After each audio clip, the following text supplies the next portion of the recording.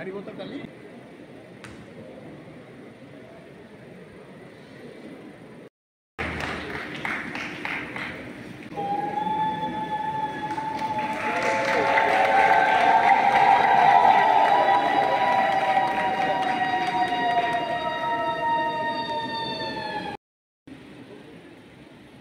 बाबा ब्रजबंध दास पूज्य बाबा चैतन्य दास मान शिष्य भागवत आश्रम पुरी पूज्य सुंदर भाव आग्रह सहित श्रवण करते।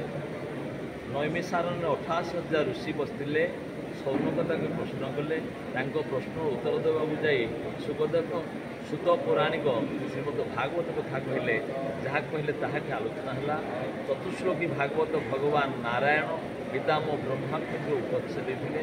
भगवान लीला चरित प्रह्लाद चरित ध्रुव चरित अनेक भक्तमान चरित सहित भगवान चरित आज सब वर्णना है।